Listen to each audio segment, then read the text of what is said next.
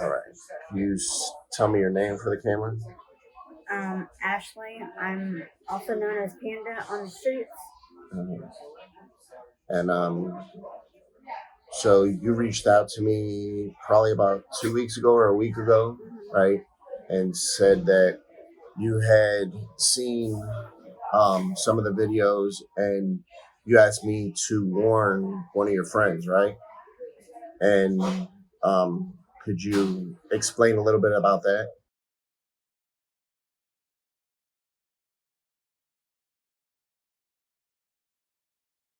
7 months ago, a guy was trying to get me in a car to do a date. He tried very hard to get me in the car. Another girl tried telling me not to go. She wouldn't let me go. Said he was crazy and that he was trouble and he was dangerous. And I actually had people pulling away from him.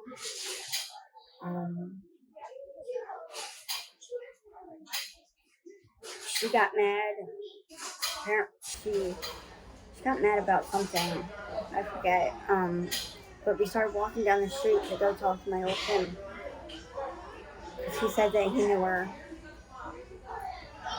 He knew me or something. Or he knew my pimp. And he followed us down the street. We heard a bottle hit a car. I wasn't watching because I was trying to get away from him. And we were shot at 3 times. We ran in an open lot and dropped to the ground and hid for like 10 minutes. We finally got up and went back to the shelter. And she went to go do something. And he came back around looking for me. And I had a bunch of people hiding me behind them. So he wanted to shoot at us again. And then he disappeared for a couple months. I was getting really high all the time. And what were you using at the time? I was using heroin, crack, and K2. I was on a date, and he took me in back of an abandoned house. He forced me to smoke wet. That was the first time I smoked wet. And then he tried to rape me. And I told him I was gonna scream or if he didn't let me go. So he let me go, and he was yelling that he hated me and he got mad and that I was a whore. I went back and kept getting high.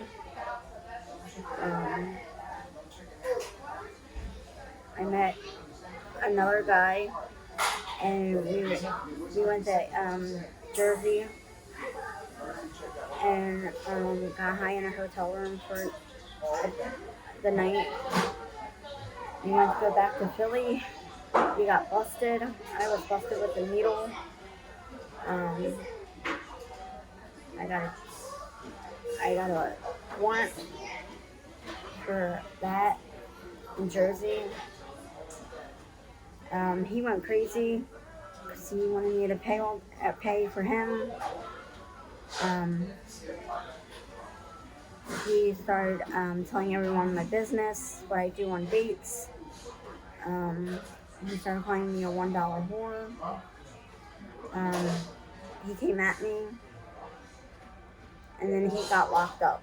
He kept threatening to shoot people with a gun. He's in jail still. And then I kept getting high. I overdosed on the L. They had to shut the L down because I couldn't get off. Would you on the train, or did you fall down the tracks or something? Or I got high at the Somerset station, mm, and I got on the L. I got on the wrong one. I was trying to go to Frankfurt Aria, uh-huh. and I ended up at 69th Street station. Um, I told someone that I overdosed on pills, my Hmm. medicine, and they said to each other, "She's just high." Um, Everyone got off the train, and I couldn't stop throwing up, and I couldn't stop shitting myself and pissing myself. Hmm. Um, I saw one of the workers at the station, and I started going into seizures. I had like 4 or 5 seizures, and the cops came. They shut the L down eventually. Um, they had to bring a stretcher on and pull me off. So, um, What drug was it that you think that caused that? trazodone. Trazodone. Okay. I took 22 trazodones Oh my god. because I couldn't get a bag of dope that night, Yeah. and I was too tired to do a date. Um, I, I was 302, and as soon as they released me, I went back down to Kensington. Started getting high again. I did a date with a taxi driver. We drove around for at least an hour getting stuff from the drugstore and drugs and alcohol. And we went to a hotel, and he let me smoke the crack, and then he wanted to do more with me, and I said I don't do certain stuff. What did he want to do? He wanted to do anal sex, and I don't do that. Hmm. Um, he kept me in the room 4 hours trying to rape me. I finally said, if you don't let me go, I'm going to scream. He threw $20 at me and said, I'm finished with you, you can go. I got dressed and I left. And I went back to my block and got high. I didn't tell anybody about it.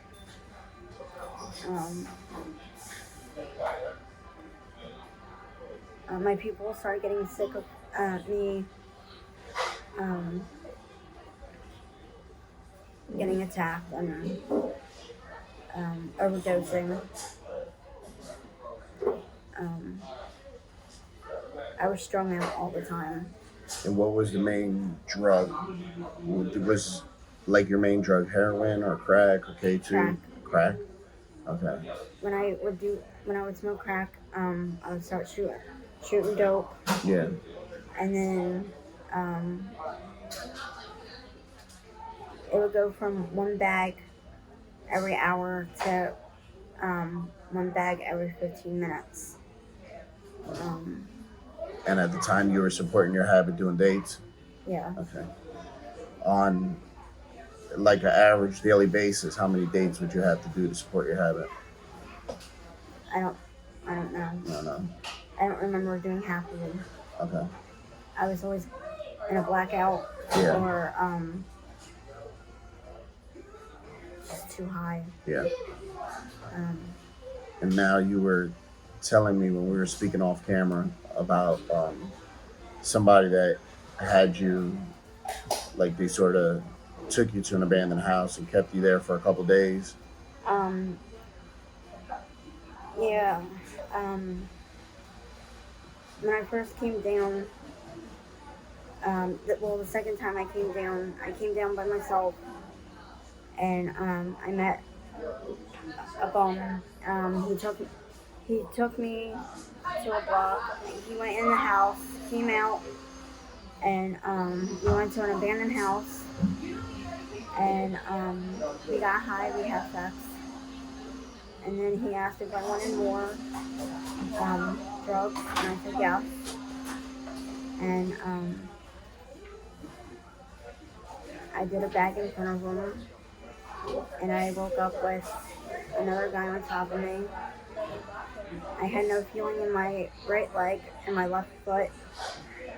It felt like my back was broken in half, and my side was in a lot of pain. Um, it took me 40. I was also robbed that night by a girl. She said she was an EMT and that she called the police, and I had to go. I had to get out of the house. Um, it took me 45 minutes to get dressed because I couldn't stand right. And it took me a while to get down the stairs and out of the house. I kept falling over on the street, on the sidewalk. I actually had a guy throw a cigarette at me. And then I flagged down a bus. Everyone on the bus was yelling at me that it was my stop. And then I slowly made it to the hospital, and they called the police because I told them that I was attacked. And they watched me fall on the ground in the hospital, and they wouldn't do anything to help me up. So the hospital staff treated you bad, right? Yeah. And the police. Yeah. I asked the cop if he could help me up. He said that he couldn't touch me and I had to get up on my own. And then I finally got up like 15 minutes later, and we went to the police station. I passed out in the waiting room. They gave me a rape kit, and they wanted to take my statement because they thought I was just too high. And the nurse said something's not right with your urine. It's nothing but blood, and that we're rushing you to the hospital. When I got to the hospital, I was going in the kidney failure, and the way that I passed out in the bando, I lost all feeling in my legs, and I did damage to my back. I was in the intensive care unit for at least 6 or 7 days, and then they sent me to rehab. As soon as I got full feeling back in my leg, I left rehab and I went back down. And I wanted to get high with that same guy. I didn't know that what he did at the time. I was told a couple years later that he was very dangerous, that he messes girls up and kills them or leaves them for dead. And have you ever seen him after that? No. No. I moved from I was down in Allegheny at that time. Mm-hmm. And then I moved up to Somerset. And you were just living on the street? Yeah. Okay. And then after that, a guy found me and took me to a bando. He kept me really high, and he would pimp me out. I didn't get off that mattress for 8 days unless I had to use the bathroom. And I peed in a bucket. And I don't know how I left, but I left. And did you have any say, like, if when you were there and he was pimping you out, did you have any say in anything to be like, I don't want to do this, or anything? I don't remember those 8 days. Okay. He had me so high that.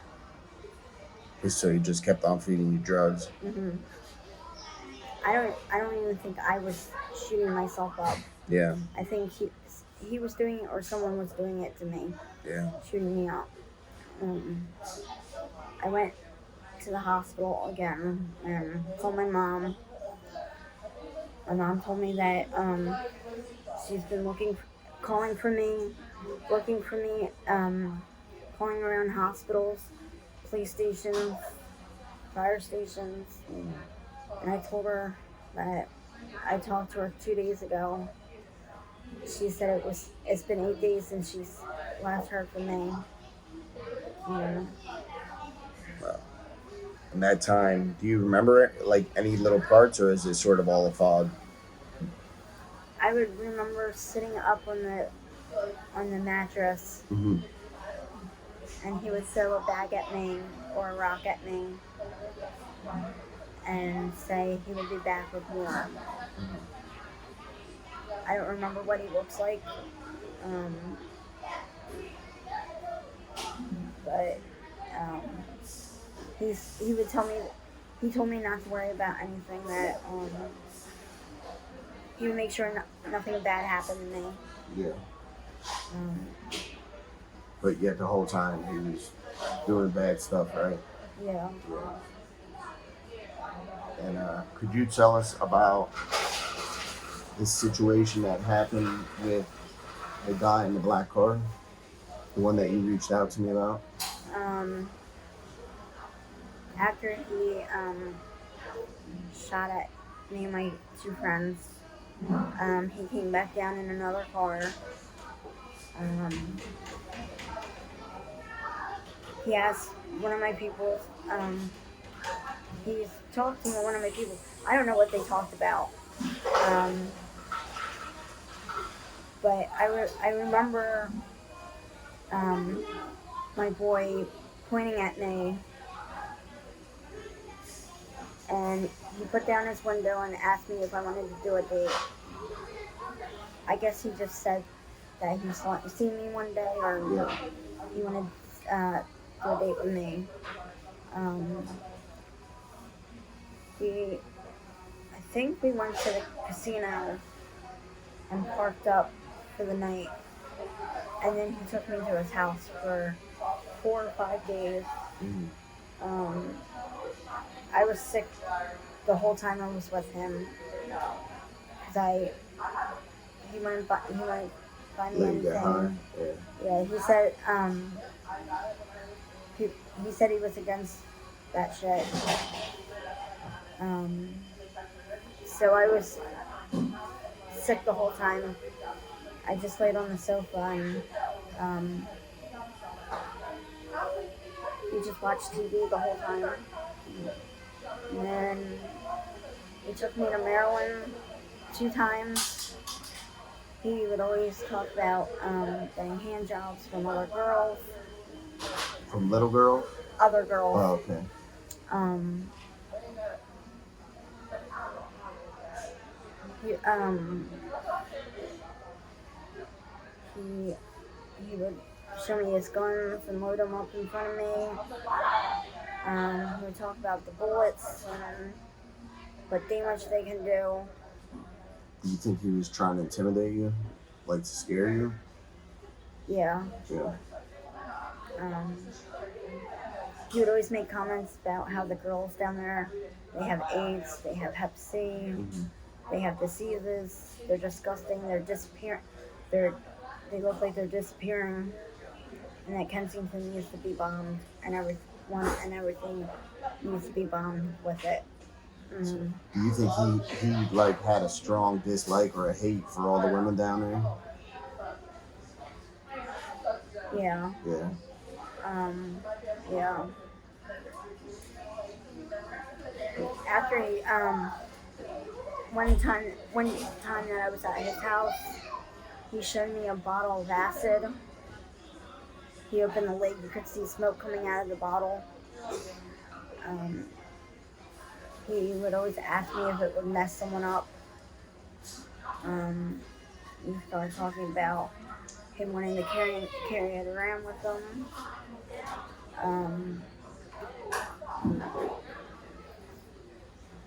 That started to really scare me.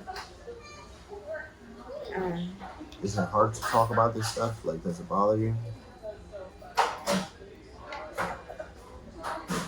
yes and no. Um, I want to get them, but I don't because I want other girls to know that if you go down there or if you're down there, you're gonna get hurt. It might not happen today. It might not happen a year from now. It might not happen 5 years from now. But something bad is gonna happen, even if it's just an overdose. Um, I, I, I'm hearing that they have bad bags down there right now, and that scares me because I have a lot of people down there that use heroin, and they're on my mind every day. Um, And that's something that I could say that when you reached out to me, I could tell you were gently concerned with Ashley. You know what I mean? You told me, you're like, please find her. Please tell her to stay away from this guy in the black BMW. He's dangerous. He's going to do something to her. And at first, because I didn't know you at all. So at first, I was like, all right, is this somebody playing a joke? You know what I mean? So when I seen Ashley, the only thing I said to her, I said, do you know somebody in a black BMW? And her reaction was like, yeah, this real weird guy. And she described him. And I didn't say anything that you told me about the way he looked. And she said, yeah, this black guy with a bald head and big eyes, you know what I mean? And he's real creepy. He's always trying to get me in the car. You know, I just get a bad feeling about him. And she was with another girl, and the other girl said the same thing, you know. So I did that, you know, on purpose. I asked her without giving her any information, just to see what her response was going to be. You know, because like I said, I didn't know you at all. This is the first time we meet, besides having conversations on the phone, you know, through text message for the past week. And I think it's very brave of you, first of all, to share your story with me and with other people in hopes of the same thing not happening to somebody else. You know, I think that's important. That if people would speak out more often, maybe they would save, you know, this has the potential to save lives, you know, what you're doing right now. And I know it's not easy. I know it, you know, it has to be hard for you to talk about this stuff. So I commend you, man. Um, what type of stuff do you see that happens with the women down there that are working the streets and doing dates? um,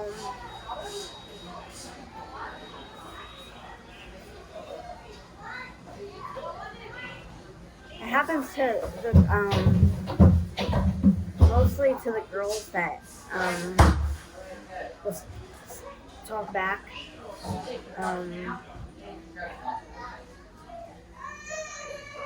he knew that I really couldn't protect myself. He knew that I had people looking out for me all the time. I had one person that watched me practically 24/7. He was my boy. If someone talked to me, said one bad thing to me, he would make them apologize, or they would be in a lot of trouble. Mm-hmm. Um, he detoxed me off heroin on the streets. He was tired of me overdosing or getting attacked because I was too high. I didn't get your milk. Now, if you want milk, I'll get your milk. He told me that if I used dope or crack, that he would be very upset, and I would never be served on another block again. Mm-hmm. Um, How many times have you been besides the times that you said, have you been assaulted sexually down there more times? I don't know. You don't know? Okay. And you mentioned that when you were younger, you had some sexual abuse. Yeah, I was my brother started molesting me at 5 years old. How old was he? was 8. Um, And how long did that go on? 11 years. 11 years. When I turned 10, he started having sex with me. Mm. He would get me drunk, and he blackmailed me all the time. He would get me to steal all the time. Yeah. He put a knife up to my throat and asked me if I knew how easy it was to slit my throat and get away with it. He's put a gun up to my head and pulled the trigger. He tried to sell me to his friends. So basically my whole life, I thought I was good for nothing but to lay on my back or get down on my knees and open my mouth. And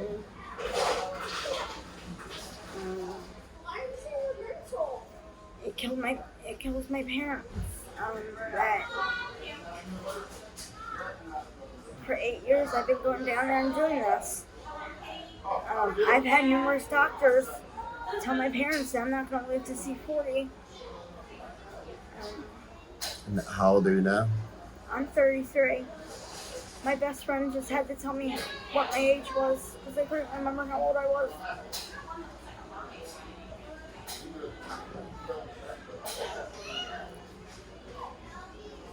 What's one thing, if you could say, to girls that are down there or girls that are thinking about going down there to start using drugs and think that maybe they're just going to flirt with the guys to get drugs and stuff like that, what would be one piece of advice that you would give them?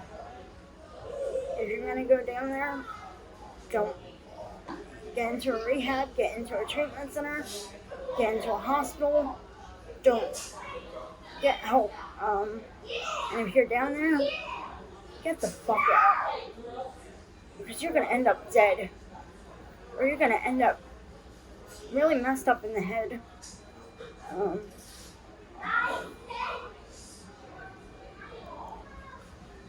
It's really dangerous down there, and there are girls going missing every day. They're getting beat up every day. They're getting raped every day. They're being sold against their will every day. And it kills me that, these girls keep doing this and thinking that it's going to be okay. This is not okay. Because half of them are probably really messed up in the head because of what they've been through or what they've seen. This time was probably the worst.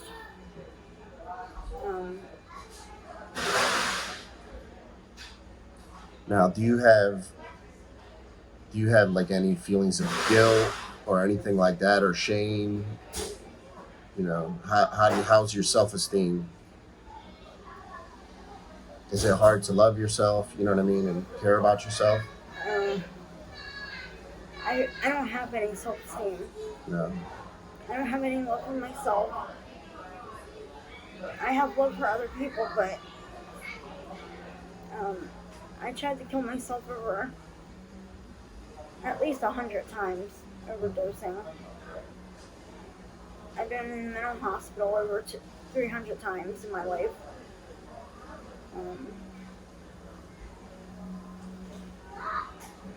Sometimes I wish that my brother did kill me.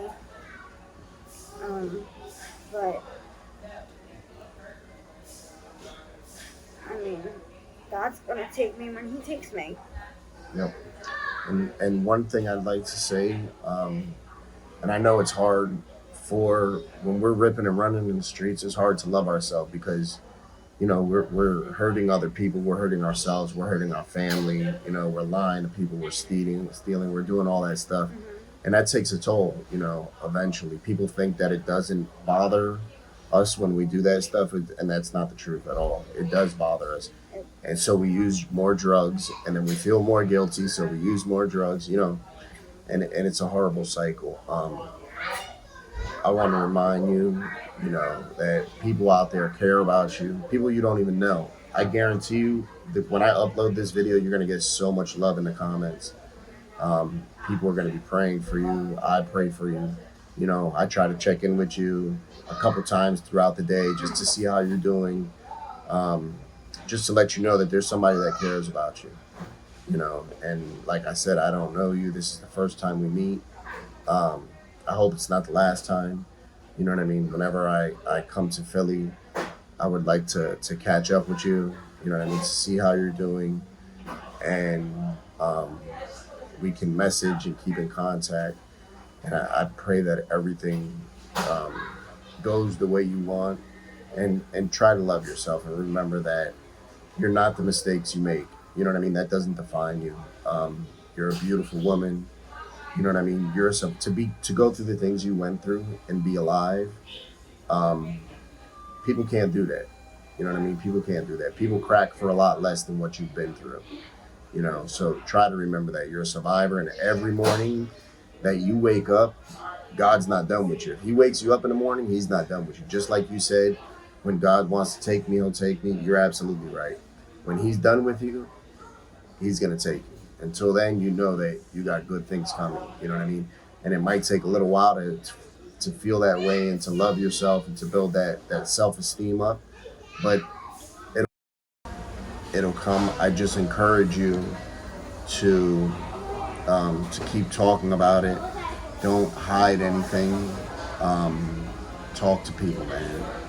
Talk to people. Get it out. Don't keep that stuff bottled up inside of you, because that's what keeps us sick is our secrets.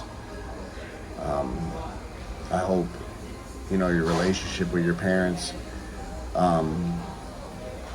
gets better if that's what you want. For my mom. Yeah, for your mom.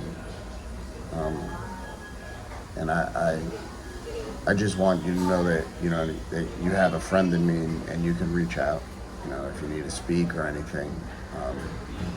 I don't want you to feel as though you have nobody to talk to. And I'm sure this video is gonna open people's eyes and keep people away from there. And maybe it'll even give people the power to want to speak out about stuff that happened to them. I thank you very much, and I'll keep you in prayer, and I look forward to speaking to you again. Thank you. And like I said, I know this is gonna touch people. I thank you.